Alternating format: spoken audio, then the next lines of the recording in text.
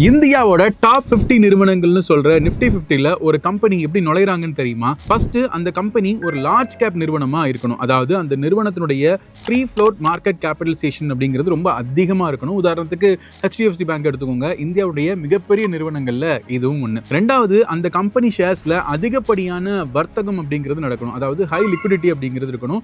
மக்கள் சுலபமா அந்த பங்கை வாங்கவும் விற்கவும் முடியணும். அதே மாதிரி அந்த நிறுவனம் NSE லிஸ்ட் ஆகி குறைஞ்சது 6 மாசம் ஆகியிருக்கணும். ஒருவேளை ஒரு கம்பெனி சரியா பெர்ஃபார்ம் பண்ணல அப்படின்னா நிஃப்டி 50 லிஸ்ட்ல இருந்து அதை தூக்கிட்டு புதுசா ஒரு நிறுவனத்தை உள்ள கொண்டு வருவாங்க. இதனாலதான் நிஃப்டி 50 எப்பவுமே இந்தியாவோட பொருளாதாரத்தை பிரதிபலிக்கக்கூடிய ஒரு கண்ணாடியா இருக்கு. ஆனா கவனிங்க, ஒரு கம்பெனி நிஃப்டி 50ல இருக்கு அப்படிங்கிறதுக்காக மட்டுமே அதை வாங்கவும் கூடாது. ஏன்னா இண்டெக்ஸ்ல இருந்து ஷேர்ஸ் வெளியேறவும் வாய்ப்பு இருக்கு. அதனால முறையான ரிஸ்க் மேனேஜ்மெண்ட் அப்படிங்கிறது ரொம்ப முக்கியம். இதே மாதிரி ஸ்டாக் மார்க்கெட் ரகசியங்களை ஈஸியா கத்துக்கிறதுக்கு எங்களுடைய கோர்ஸ் உங்களுக்கு ஹெல்ப் பண்ணும். கீழே வாட்ஸ்அப் லிங்க் இருக்கு, கான்டாக்ட் பண்ணுங்க.